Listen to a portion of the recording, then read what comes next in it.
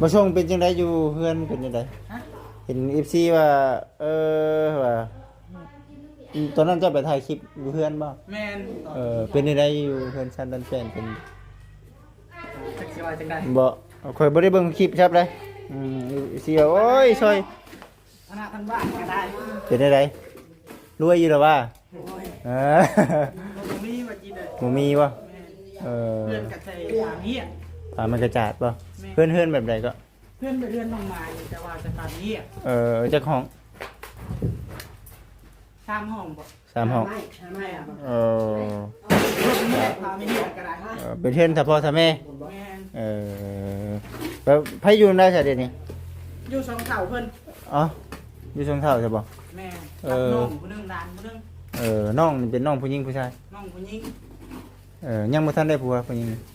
ได้เด้อ ได้เอ้ย แม่น้องยังไม่น้อยสมุนมา โอ้เห็น ยางฝนตกมาโอ้ยบ่ได้นอนเลยเดือน3 เห็นบ่ ฝนพาทั่วเบิดเลยนะ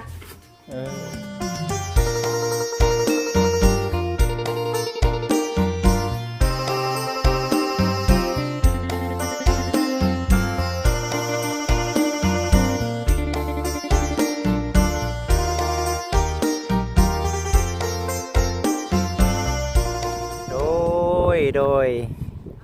กราบสบายดีสวัสดี FC เบิดสุขสู่คนเด้อพี่น้องเด้อพบพ่อกับบ่จิตคือเก่าอีกเช่นเคยเด้อพี่น้อง FC ทุกท่านเนาะเอาสบายดีอยู่ดีมีแห้ง FC ที่กำลังติดตามเบิ่งช่องของบ่จิตปัจจุบันนี้เนาะเมื่อนี้วันนี้ก็อยู่พี่น้องเอ้ยคำเติบได้เนาะทางนี้ก็ได้เบิดมือพี่น้องเอ้ยมาถ่ายบรรยากาศให้กับพ่อแม่พี่น้อง FC ได้เบิ่งได้ชมในเรื่องซันดันแป้นเนาะของทางน้องๆเพิ่นบ้านน้องเถือทองโจ้ก่อนพี่น้อง FC เอ้ยโจ้นี่คือไปเฮ็ดให้มันแล้วของบ้านน้องแซล่าแล้วจึงมาบ่มน้ำพร้อมกันรถว่าซั่นนะ FC อันนี้ก็เฮือนซันดันแป้นเบิ่งเด้อถ่ายให้กับพ่อแม่พี่น้อง FC เบิ่งแล้วก็ทางทำแม่เพิ่นเนาะผู้เพิ่นเบิ่งเพิ่นชมอยู่เบิ่งได้แม่เด้อเนาะอันนี้คือน้ำจิตน้ำใจของแม่เองได้เนาะได้ก่อสร้างให้กับลูกกับเต้าอยู่ทางบ้านเมืองเฮาคือซันดันแป้งงามเนาะยอมรับน้ำจิตน้ำใจแม่หลายทางลูกเองก็ดีใจแม่ที่ว่าเฮ็ดตามจุดประสงค์ของทางแม่บอกถือว่าได้เนาะได้มาฮอดขั้นตอนนี้ก็ถือว่าหลายเติบได้เนาะหรือว่าสิเป็นบางอย่างที่ว่ามันบ่คักบ่แน่ทางลูกเองก็ขอโทษขออภัยแม่หลายๆเด้อแม่เด้อเนาะเองก็พยายามอยู่แม่เอ้ย ก็เบิ่งนี่แหละแม่เอ้ยเบิ่งเพิ่นซันเพิ่นน้องๆเพิ่นก็ถือว่าบ่มีบนตีได้ล่ะเนาะงามอยู่พี่น้องเอ้ยนี่เด้เป็นห้องเนาะเป็นห้อง2ห้องห้องนี้แม่นอยู่นี้ห้องนี้ก็ได้เป็นประตูข้างในเนาะทางทำให้ก็มักคือกันอยู่เพิ่นว่าแบบนี้เนาะอันนี้คือดินนี่เพิ่นสิเฮ็ดซ้ำนี้ไปก่อนเนาะเรื่องแบบนี้บ่พอปรับก็ได้เพราะว่าเฮาสิเอาน้ำมาใส่เดี๋ยวมันก็สิยุบลงเองเนาะอันนี้เนาะเดี๋ยวสิไปหาทางน้องๆก่อนก็เลยว่ามาถ่ายเพื่อนซันดันเป็ดของทางน้องถือทองให้กับ FC ได้เบิ่งได้ชมก่อนเป็นหยังว่าซั่นนะคุณเกี่ยวยาวได้เอาน้ำมาแม่นบ่พี่น้องถือทองไปตักไปหิวเอาบ่สบายดีน้องสบายดีปิงใช้ด้วยแหละเนาะนี่ดิ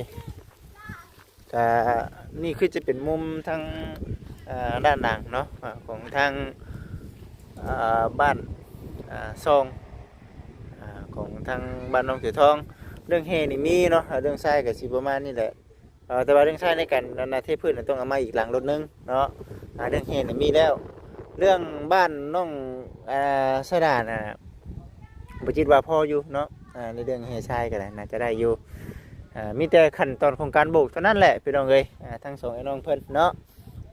เป็นผู้รักผู้ใหญ่เพิ่นช่วยกับเบิดเท่านั้นแหละพี่น้องเลยลูกสังแก้วเบิดทั้งสอง ดังนี่ก็ถือว่าบุญวาสนาบารมีเฮ็ดบุญเฮ็ดศีลเนาะร่วมกันมากับทั้งผู้รักผู้ใหญ่เพิ่นและพี่น้องก็จึงได้แบบนี้เนาะน้อยนักแล้วก็บ่ค่อยมีเด้พี่น้องเอ้ยแบบนี้ก็ได้นี่ว่าเอาดีใจนำน้องๆเพิ่นให้แหละเบิ่งก่อนสิเข้าไปหาน้องๆเพิ่นก็เดี๋ยวสิถ่ายให้กับ FC ได้เบิ่งได้ชมก่อนนี่เด้ใกล้แล้วนี่เนาะน่าสิแล้วมื้อนี้แหละพี่น้องเอ้ยในเรื่องกันก็อยู่ข้างนี้เนาะใจว่าอยู่ทางนั้นนี่ก็บ่จิตเชื่อว่าน่าจะได้เอามื้อนี้แหละปะเนาะนี่คือมุมด้านหน้าเด้อพี่น้อง FC มุมด้านหน้าถ่ายรอบๆให้กับทั้งผู้รักผู้ใหญ่เพิ่นเบิ่งก่อนพี่น้องเอ้ยก็สิประมาณนี้แหละเนาะ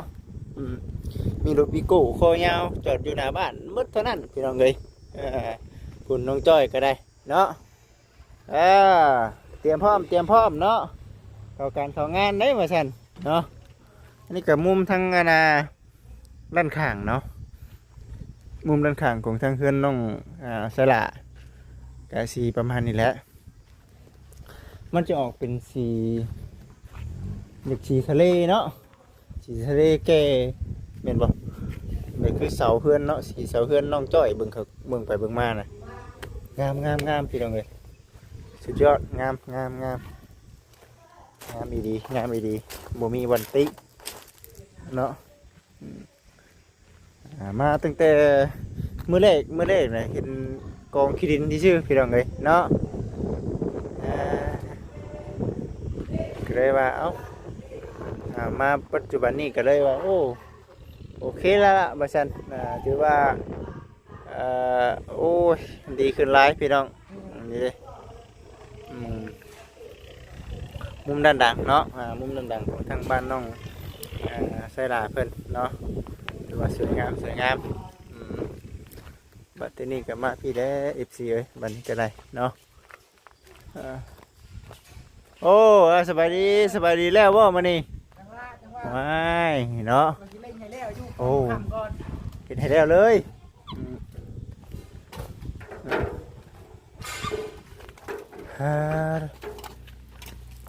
คำก่อนมาฉันเนาะโอ้บนถนนน้องจ้อยสบายดีโอเคสบายดี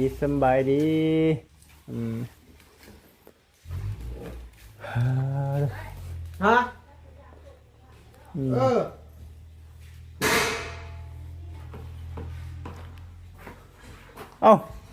มั่งในทางนี้ไปกอใส่กันไปกอดึงมาได้เลยตัวนี้มันอยู่ในมันบ่มาเลยไปกอไหม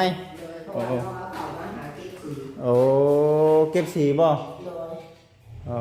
โดยดูแล้วเลยไป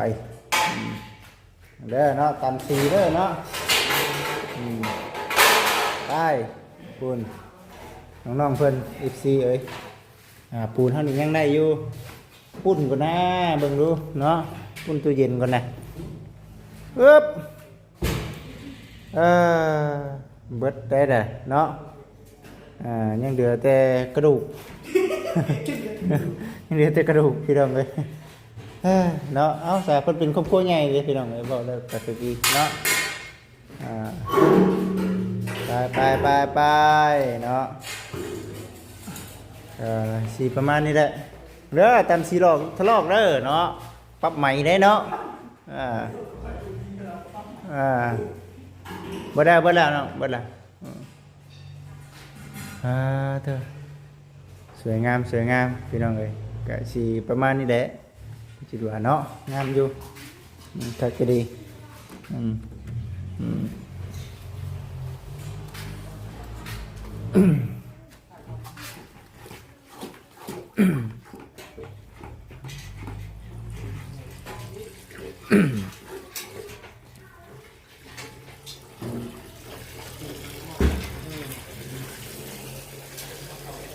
ระวังสายไฟเด้อเนาะมาก่อข้างนี้บัดนี้เนาะ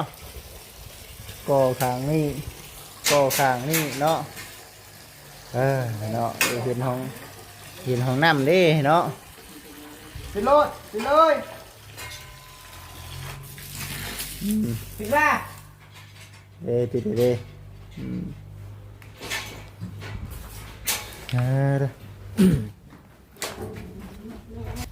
เอานั่นแหละพี่น้องให้พูดลงเด้อเด็กเด้อเนาะ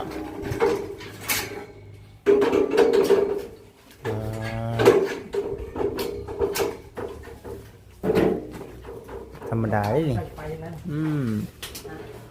แล้วก็ไม่ตัดเลยไม่มากัดอีกที่สบายเอาตังค์ไปดีมันดูเป็นแล้วไม่มากัด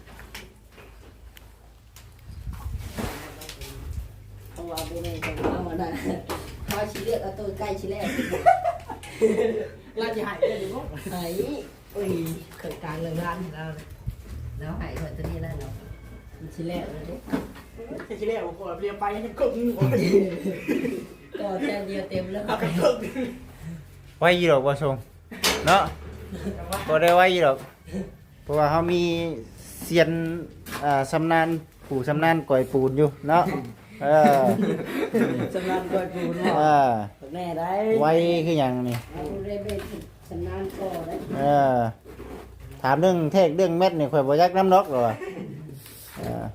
เรื่องก่อยปูนเรื่องก่อยปูนอย่างเดียวนะใส่จักเท่าไรสิถามคุ้มๆยาวนี่จะถามข่อยก็ได้ไปเห็นไหม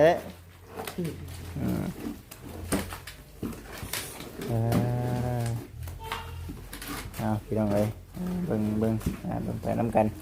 เป็นปูนเนาะนี่เด็กสิบมาใส่ตาก่อนเลยปวดกลับมาไทยบ่ไทยได้ต้องตามผู้ชำนาญคนนี้มาชงเป็นจังไดอยู่เพื่อนเป็นจังไดเห็น FC ว่าว่าตอนนั้นจะไปถ่ายคลิปอยู่เพื่อนบ่แม่นเป็นจังไดอยู่เพื่อนซันดันแฟนเป็นจักสิว่าจังได๋บ่ข่อยบ่ได้เบิ่งคลิปครับเลย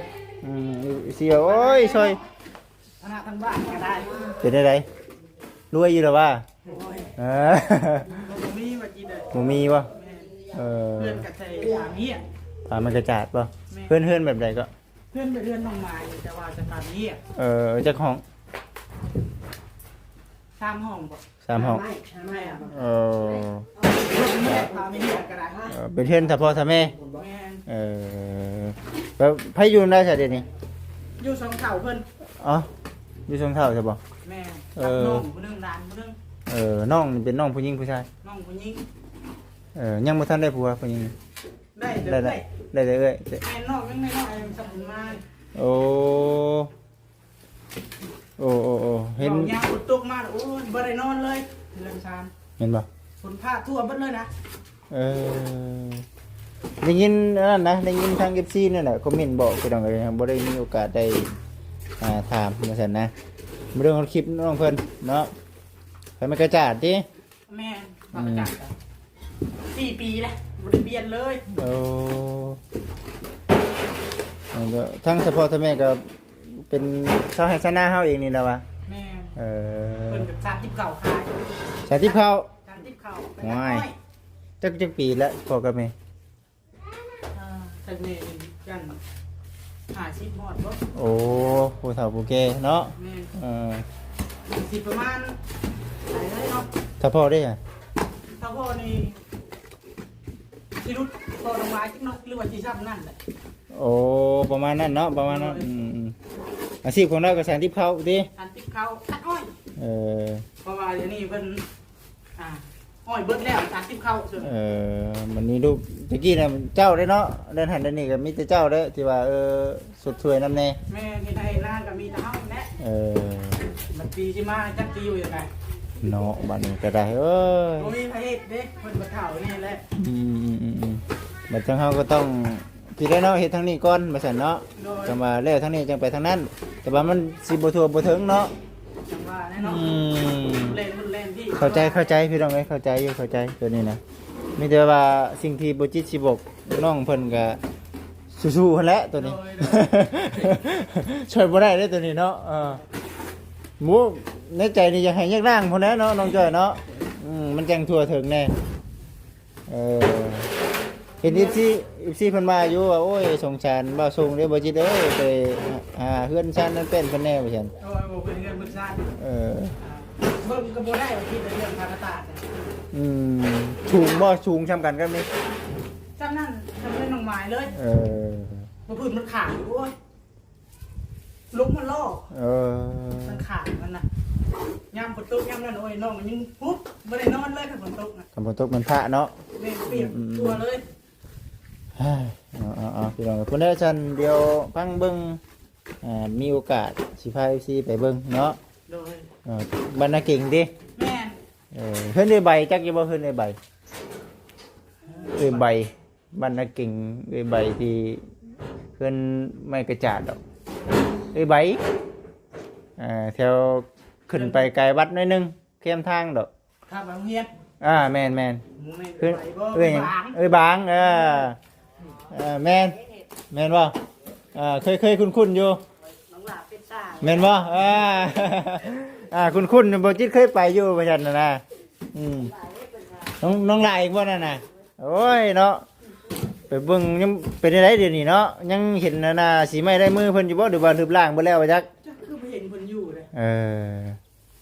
เปิดไปข้างใน เมื่อไปแล้วเดือนเห็นเพื่อน เห็นแต่เพื่อนเนาะ หาทางพ่อเพิ่นเพิ่นอาทิตย์เข่าให้ซีน้อย เห็นบ่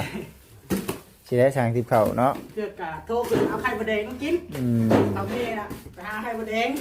ให้กับพ่อเพิ่นทางทิพย์เข่าอยู่เรือน เรื่องเลยสิได้ครอบครัวไผลาวเนาะบืนไผบืนลาวลูกเต้าก็อยากช่วยอยู่เลยพี่น้องแต่ว่าบ่มี แม่น คือเฮาผู้เป็นลูกนี่ฮะแม่นอยู่ถึงเฮาสิมาสร้างครอบครัวพี่ก็มาเฮาเฮ็ดให้พ่อกับแม่ได้ก็โอ้ยแฮงๆดีใจเลย คิดไป เนาะ พวงเพิ่นอยู่ได้ อุ้ย งา เนี่ย น มั มาน นี่จักเฮ็ดจังได๋เฒ่าเลยทางพ่อ สู้ๆเนาะหาเงินเก่งๆจ้างเพิ่นนำได้บ่อืม ส่วนอยู่มีแต่น้องได้ถ่ายนา อืม ใช้ผู้พูดว่าจ้ะ เขาได้แต่สองคณะ โอ้เนี่ยมันน่ะเนาะเพราะแต่ปีนี้อยากขึ้นนักอยู่ปีนี้เนาะมีแต่ว่าเหตุผลนักๆก็คือต้องอันนั้นหั่นแหละหาเงินไว้โฮมไว้บ่ได้จ้างหั่นแหละ โดย จ้างหั่นแหละทีนี้คือสิ่งที่ช่วยเพิ่นได้เนาะ โดย คือเว้าเนี่ยพี่น้องเอ้ยเนาะเอาสู้ๆฮะจักสิว่าจังใด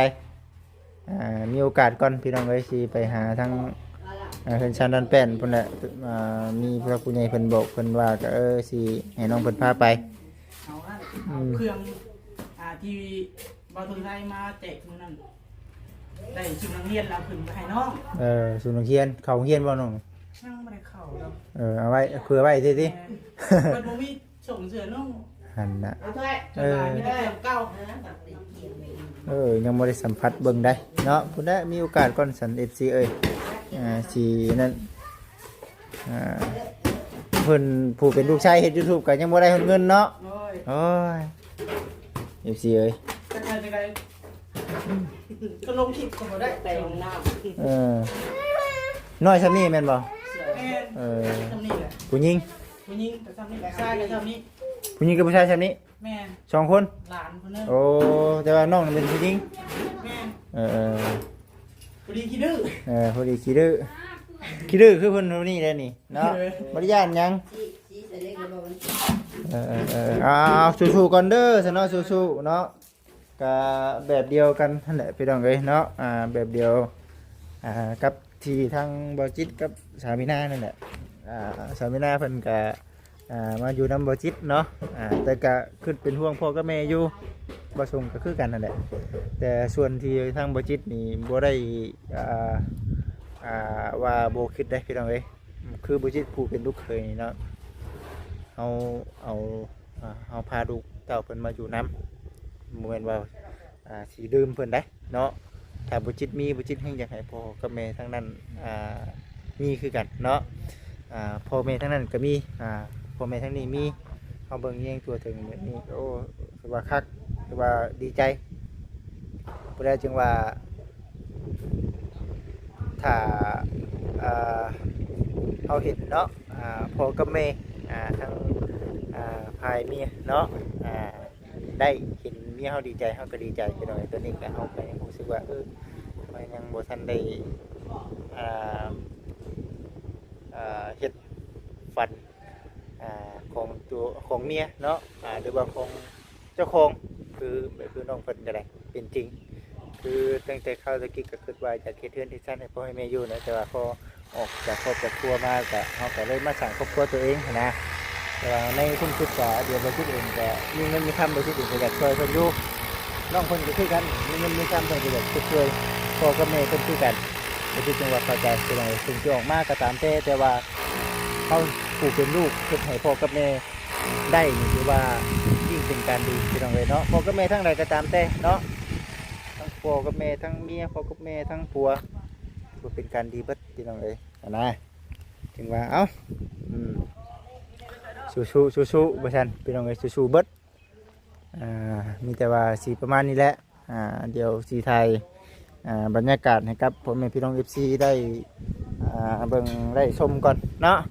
บ่จริงก็บ่ได้มีหรอกพี่น้องแต่ว่าถามไปคือ FC บอกเลย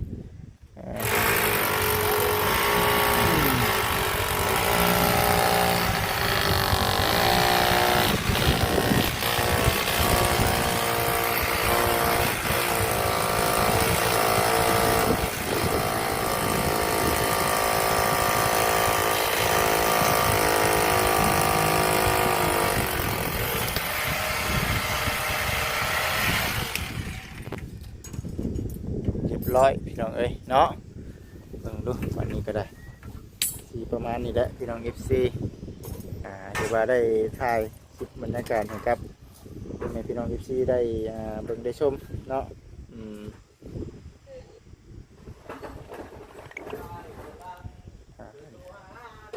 ไปน้ำกันพี่น้องเอ้ย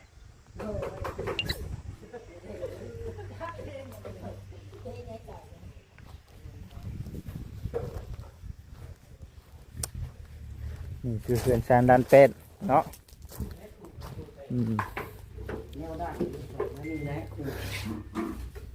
เกียมพร้อมมาฉันเนาะเส้นอะไรมานี่น้องจอยเนาะเส้นบ่อข้างนี่เส้นบ่อข้างนี่เส้นแล้วเบิดเนาะจำตาผมได้เด้อ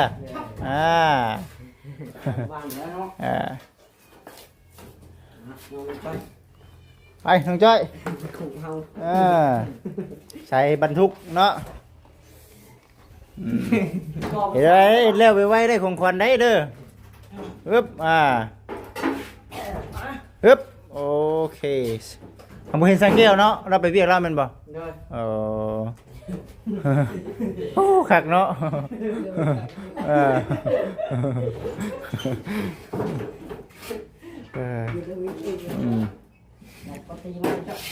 คนตีต้องใจคนตีอยู่ใส่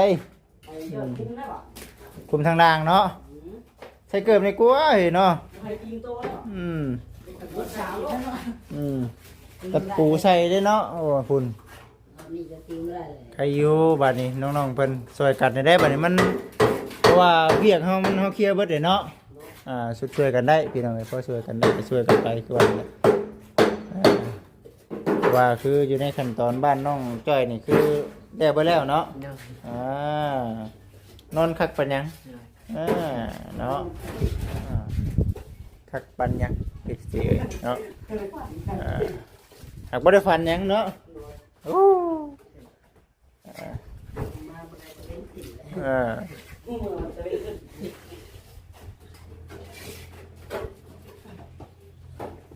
ถือว่าทางน้องๆปนี้มั่นใจว่าน่าจะแล้วพี่น้องเลยเนาะเจ็ดเป็นวิทย์รถน้องจ้อยเนาะทั้งใช่กับเจ้าของบัดนี้ทั้งครัวกับเจ้าของบาดนี่เนาะจ้อยเจองานนักสุดเลย จ้อยเจองานนักแล้วพี่น้องเลยเนาะคุณตรงนี้ก็จะเป็นคางนี้นี่ยังสูงเติบอยู่คันว่าเลี้ยวก็เก่งคันว่าบ่เลี้ยวก็มืออื่นก็ต่อไม่เนาะบ่มีปัญหาพี่น้องเลยแต่ว่ามือนี่น่าจะเลี้ยวอยู่มือนี่เนาะมือแล้วตัวนี้กับผู้ที่ตั้งบงกบเนาะตั้งบงกบเห็ดของน้ำพี่น้องเลย บ่แล้วก็ยังบ่หลายดอกตัวนี้ แม่นครึ่งนะมาเว้ายังบ่จังวันนี้ก็ครึ่งนึงซะเอา เรือแท้สองก้อนนะ ประมาณนั้นแม่นบ่ โดย โอ้ คันว่าบ่แล้วได้ โอ้เนาะ บางทีอันที่แล้วก็มี สูงอยู่ได้ นี่เด้มันก็สิอยู่ในประมาณเม็ดหนึงบ่แม่นบ่ฮอดบ่เม็ดปลายเนาะ เป็นปลายเลย เม็ดปลายก็สิประมาณนี้แหละพี่น้องเอ้ยไปพุ่นแหละอันนี้ก็ได้มีแต่ว่าสู้ๆเด้อเนาะบัดสู้คนสู้หาเงินหาคำดึงครอบดึงครัวไผ่ลาวพี่น้องเอ้ย14ก็คือกันอันนี้เป็นโอ้เอาไม้มาเฮ็ดอันนี้บ่นี่ถือว่างามเนาะเขาทายอยู่ผู้ใดพี่น้องไอเดียวสิได้เอาคลิปลงให้กับพ่อแม่พี่น้อง FC ได้เบิ่งได้ชมเด้อบัดนี้ก็ได้เนาะว่าสิเป็นจังใดเนาะ FC เอ้ยผู้ใดเด้อสิได้กลับเด้อบัดนี้เด้อได้กลับแล้วบัดนี้โดยบอกน้องๆเพิ่นก่อนพี่น้องไอ้สำนี้ก็โอเคแล้วล่ะว่าซั่นมื้อหน้าเพิ่นได้สิมาหาใหม่เนาะโอเคน้องสบายดีน้องจ้อยสบายดีเด้อเบาซุงเนาะสบายดีไปพี่น้องเอ้ยมีแต่ว่าให้กับน้องเพิ่นเนาะอัปเดตให้กับพ่อแม่พี่น้อง FC ได้เบิ่งได้ชมรอติดตามต่อไปเนาะตอนแดงๆตอนค่ำๆช่วงแดงๆแม่นบ่คิดว่าให้มาแล้วว่าซั่นมีแต่ว่าผู้ใดมือใหม่เนาะสิเข้ามาหาน้องๆเพิ่นอีกเนาะสำหรับคลิปนี้ทางจิตเองก็ขอลาพี่น้องไปก่อนขอกล่าวคำว่าสบายดีโอเคพ่อแม่พี่น้องเอ้ย